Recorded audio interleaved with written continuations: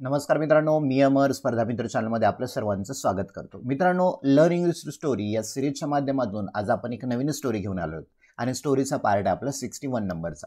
आता मित्रांनो, स्टोरीचं नाव आहे बघा, the story of Gautam Buddha and the beggar. म्हणजे या दोन व्यक्तीमध्ये झालेला जो संवाद आहे, या संवादामध्ये स्टोरीमध्ये नेमकं काय घडतं हे आपण या स्टोरीच्या माध्यमातून पाहणार आहोत.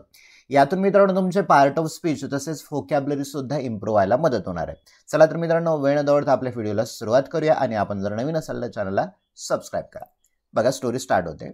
Once Gautam Buddha and his disciples were passing through a village. बघा, वन्स एकदा गौतम बुद्धा अँड हिज डिसायपल्स.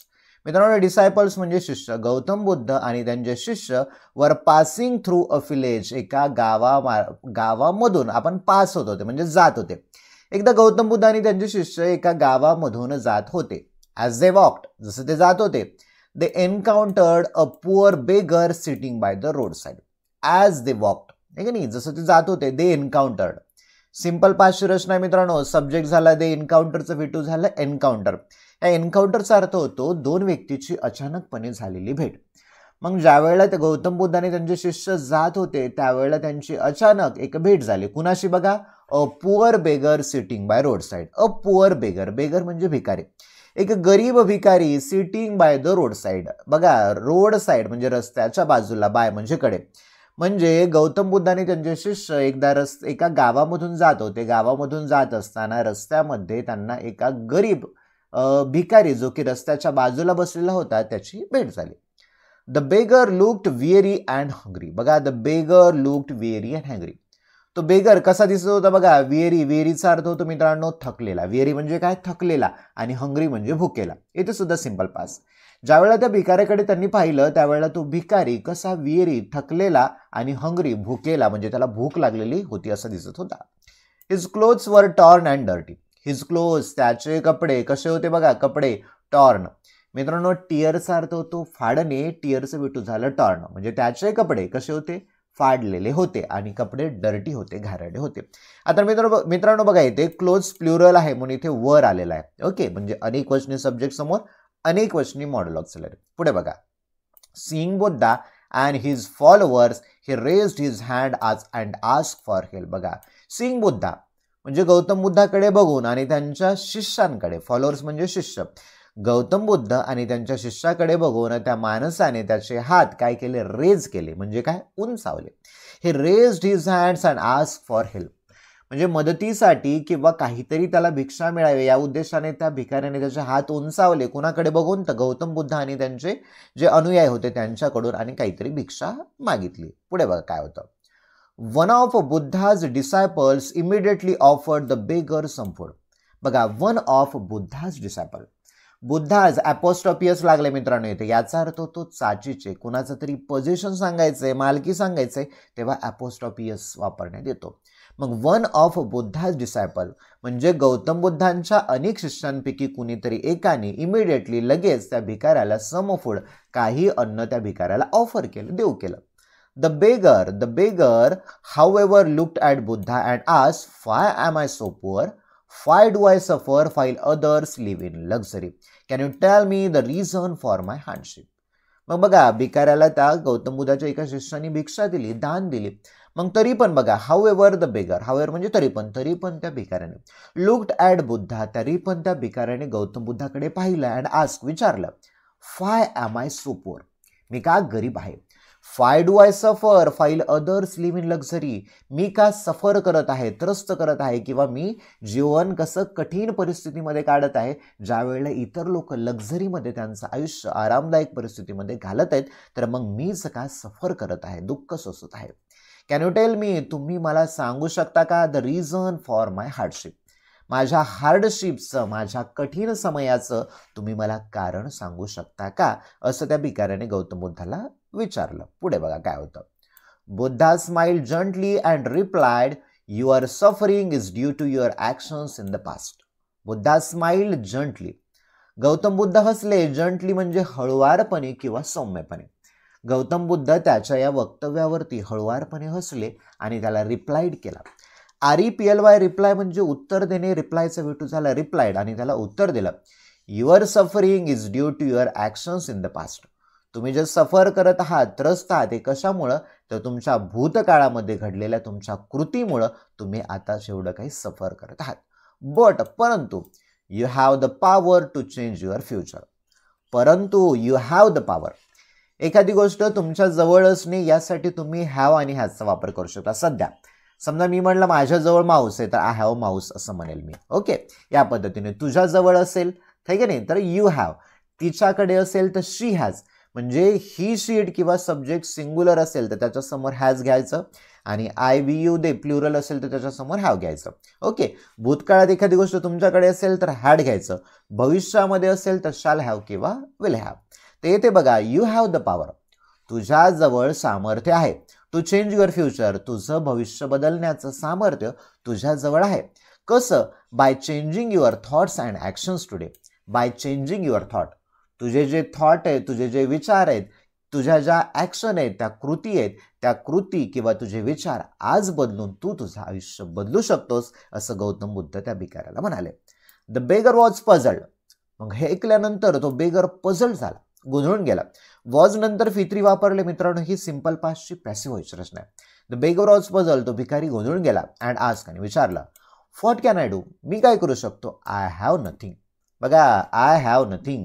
माझ्याजवळ काहीही नाहीये, मी काय करू शकतो, असं तो भिकारी गौतम बुद्धांना म्हणाला. पुढे बघा काय होतं. Buddha pointed to a small bowl in the beggar's hand and said, even with this bowl you have something to give. मग बघा, बुद्धा पॉइंटेड टू. मित्रांनो, पॉइंटेड टू म्हणजे एखाद्याकडे बोट दाखवणं.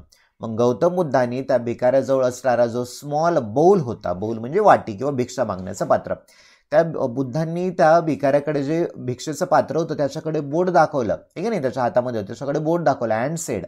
से म्हणजे म्हणणे, सेचे विठू झालं सेड. आणि म्हणाले, even with this bowl you have something to give. ठीक आहे नाही, म्हणजे तुझ्या हातामध्ये जे बाउल आहे, जे पात्र आहे, त्या पात्राचा वापर करून सुद्धा इतरांना देण्यासाठी तुझ्याकडे काहीतरी आहे. You have something. You have something, काहीतरी तुझ्याजवळ काहीतरी आहे. टू गिव्ह, देण्यासाठी. Start by giving a little what you have to others and you will soon see a change in your life. बघा, start by giving a little what you have to others. तुझ्याजवळ जे काही आहे त्यापैकी थोडंसं तू इतरांना द्यायला सुरुवात कर. And you will soon see a change in your life. बघा, you will see simple future आहे, subject plus shall will plus your. आणि लवकरच, सून म्हणजे लवकरच, तू लवकरच पाहशील की तुझ्या आयुष्यामध्ये बदल झालेला तुला दिसू शकेल. ओके, पुढे बघा. The beggar was sceptical but decided to follow Buddha's advice. The beggar was sceptical. Sceptical म्हणजेच काय तर संशय. गौतम बुद्धाने त्याला सांगितलं असं असं करतो, परंतु त्या बोलण्यावरती तो व्यक्ती कसा होता? बेगर. स्केप्टिकल म्हणजे मनामध्ये संशय होता. परंतु decided to follow Buddha's advice. परंतु त्याने गौतम बुद्धाचा सल्ला फॉलो करायचा, अनुकरण करायचं त्याने ठरवलं. He began sharing small portion of his food with other beggars and gradually developed a reputation or kindness. बघा, he began sharing. BEGIN, begin म्हणजे सुरुवात करणे, बिगिनचं भेटू झालं बिगॅन, सुरुवात केलं. ही बिगॅन शेअरिंग, त्याने वाटायला सुरुवात केली. Small portion of his food. बघा, स्मॉल पोर्शन, पोर्शन म्हणजे भाग, म्हणजे ऑफ हिज फूड. बघा, ऑफ म्हणजे साचेचे, त्याच्या फूडचा, त्याच्याजवळ असणारं जेवढं काही अन्न आहे त्याच्या बाउलमध्ये, त्या वाटीमध्ये जेवढं काही अन्न येतं त्यापैकी इतर बेगर्स, इतर भिकाऱ्यांना त्याने वाटायला ते सुरुवात केलं. ग्रॅज्युअली म्हणजे हळूहळू. Developed a reputation and kindness. मग असं तो इतरांना वाटत गेला, त्यामुळे हळूहळू त्याचे रेप्युटेशन, त्याचा समाजामध्ये असणारा जो दर्जा होता, त्याच्या मनामध्ये असणारी काइंडनेस, दयाळूपणा होता, तो हळूहळू डेव्हलप, विकसित व्हायला गेला, वाढायला गेला. As a time went by, म्हणजे काही वेळ निघून गेला किंवा कालांतराने. People notice his generosity. People notice, notice म्हणजे लक्ष देणे, नोटीसचं वेटू झालं नोटीस. लोकांनी त्याची जनरोसिटी, जनरोसिटी म्हणजेच काय तर औदार्य किंवा उदारपणा. लोकांनी त्या व्यक्तीचा उदारपणा नोटीस केला, लक्षात घेतला. अँड स्टार्टेड हेल्पिंग हिम, आणि त्या व्यक्तीला सुद्धा, त्या भिकाऱ्याला सुद्धा मदत करायला सुरुवात केली. इव्हेंच्युअली, आणि अखेर, he found steady work. Find म्हणजे सापडणे, फाइंडचं भेटू झालं फाउंड, आणि त्याला एक स्टेडी वर्क म्हणजे स्थिर असं काम त्याला मिळालं.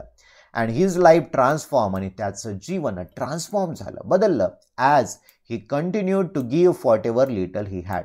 आणि ज्या पद्धतीने त्याने त्याच्याकडे व्हॉटेवर म्हणजे जे काही लिटल जे काही थोडंसं त्याच्याकडे आहे ते इतरांना द्यायला सुरुवात केली आणि त्याचं जीवन हळूहळू बदलायला सुरुवात झाली. पुढे बघा. इयर्स लेटर आणि वर्षानुवर्षानंतर the beggar return to see Buddha, no longer a beggar but a prosperous man. बघा, इयर्स लेटर म्हणजे अनेक वर्षानंतर the beggar return to see Buddha. मग अनेक वर्षानंतर तो बेगर गौतम बुद्धांना भेटण्यासाठी गेला. नो लॉंगर अ बेगर, आता तो भिकारी राहिलेला होता का? नाही. परंतु अ प्रॉस्परस मॅन. प्रॉस्परसचा अर्थ होतो ज्याच्याकडे भरपूर संपत्ती आहे, जो की समृद्ध आहे की नाही, म्हणजे जो खूप सारा पैसा आहे. मग आता तो त्यावेळेला तो भिकारी होता का? नाही. आता त्याच्याकडे खूप सारा पैसा होता आणि तो आता मोठा माणूस, समृद्ध माणूस होऊन गौतम बुद्धाला भेटायला गेला. He bowed deeply and said thank you Buddha. बघा, ही बाउड मित्रांनो, BOW या बाऊचा अर्थ होतो नतमस्तक होणे. आपण नमस्कार करताना असं करतो ना, तर त्यावेळेला ही बाउड डीपली म्हणजे अत्यंत मनाच्या खोलवर मनाने त्याने गौतम बुद्धाशी नतमस्तक झाला. गौतम बुद्धांना नतमस्तक केलं अँड सेड आणि म्हणाला, थँक्यू बुद्धा, गौतम बुद्धा तुमचे मी आभार मानतो. For showing me the path to abundance through giving. For showing me the path, तुम्ही जो मला पाथ दाखवलाय, मार्ग दाखवलाय, ज्याने की माझं जीवन अबंडन्स झालं. अबंडन्स म्हणजे मुबलक. अबंडन्स थ्रू गिव्हिंग म्हणजे जेवढं काय माझ्याकडे थोडं आहे ते थोडं मी इतरांना देऊन माझं जीवन मी समृद्ध करू शकलो. बुद्धा रिस्पॉन्डेड, गौतम बुद्धाने त्याला रिस्पॉन्ड केलं, प्रतिसाद दिला. रिमेंबर, लक्षात ठेव, it's not what you have that defines your well. बघा, it's not what you have, तुझ्याकडे जे काही आहे ते तुमची संपत्ती डिफाईन करत नाही. लक्षात ठेव, तुझ्याकडे जे काही आहे ते तुझी संपत्ती डिफाईन म्हणजे स्पष्ट करत नाहीत. परंतु what you are willing to share, परंतु तू काय शेअर करायला विल करत आहेस म्हणजे इच्छा करत आहेस ते महत्वाचं आहे. A heart full of generosity is richer than any material possession. बघा, मटेरियल पजेशन म्हणजे मालकी किंवा संपत्ती, मटेरियल म्हणजे भौतिक. म्हणजे तुमचं हृदय हे ज्यावेळेला जनरोसिटीने, उदारपणाने भरलेलं असतं ते खूप श्रीमंत असतं. कशापेक्षा? भौतिक संपत्तीपेक्षा. भौतिक संपत्तीपेक्षा उदार मन जे आहे तुमचं तर ते खूप कसं रिचर आहे, समृद्ध आहे, असं गौतम बुद्ध त्याला म्हणाले. पुढे बघा. आता मित्रांनो, या स्टोरीचा मोरल काय? This story teaches a powerful lesson about the value of generosity. ही गोष्ट आपल्याला एक पॉवरफुल लेसन देतं. कशाची? व्हॅल्यू ऑफ जनरोसिटी म्हणजेच काय तर उदारपणाचं महत्त्व, value. Buddha's wisdom showed that, Gautam बुद्धाचं ज्ञान किंवा शहाणपण आपल्याला हे दाखवून देतं की true wealth comes from giving. True wealth, खरी संपत्ती कशापासून येते तर देण्यापासून येते. नॉट टेकिंग, खरी संपत्ती घेण्यापासून नाही तर देण्यापासून येतं. Even the poorest person has something to offer, whether it's a kind of word, a smile, or a small gesture of it. Even the poorest person has something to offer. जरी एखादा गरीब व्यक्ती कितीही गरीब असला तरी त्याच्याकडे काही ना काहीतरी देण्यासाठी असतं. मग वेदर काय असतं त्या देण्यासाठी? बघा, इट्स अ काइंड वर्ड म्हणजे तुमचे दयाळूपणाचे दोन शब्द. एखाद्याला तुम्ही त्याच्याकडे बघून स्माइल करतायत, हसतायत, or a small gesture for of help, त्याला काहीतरी तुम्ही देतायत, काहीतरी करण्याची, जस्ट म्हणजे इशारा करणे. तुम्ही त्या व्यक्तीला काहीतरी करण्यासाठी मदत करताय, त्याला इशारा करतायत की मी तुझी मदत करू शकतो का? तर हे सुद्धा महत्त्वाचं आहे. थ्रू दिस सिंपल स्टोरी, या गोष्टीच्या माध्यमातून Buddha showed that transformation begins with. या स्टोरीच्या माध्यमातून गौतम बुद्ध असं सांगतात की जे ट्रान्सफॉर्मेशन आहे, बदल आहे, ते आपल्या आतून सुरुवात होतो. बाय चेंजिंग आवर ॲक्शन, आपले विचार किंवा आपली कृती बदलून, even with the smallest steps, छोट्या छोट्या पायऱ्या घेऊन सुद्धा आपण आपली कृतीने आपले विचार बदलू शकतो. We can change our life, आणि त्याचमुळे आपण आपलं आयुष्य बदलू शकतो.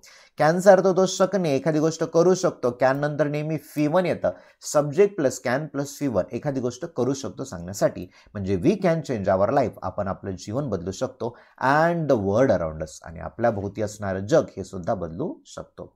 तर मित्रांनो, ही होती अत्यंत महत्त्वाची स्टोरी. आपला ऑनलाईन इंग्लिश स्पीकिंग कोर्स आहे. कोर्स लाईव्ह आणि रेकॉर्डेड तुम्हाला ॲपमध्ये तुम्हाला मिळून जाईल. आपल्याला लाईव्ह जर बॅच करायची असेल तर माझा 8208253845 हा नंबर आहे. या नंबरवरती तुम्ही कॉल करू शकता, आहे की नाही. तर तुम्हाला इंग्लिश कम्युनिकेशन स्किल, व्होकॅब्युलरी कशी वाढवायची, बेसिक आणि ॲडव्हान्स इंग्लिश ग्रामरचा वापर करून कम्युनिकेशन कसं करायचं, सर्व काही या क्लासमध्ये होणार आहे. तर अधिक माहिती असेल तर या नंबरवरती कॉल करू शकता. Thank you for watching this video.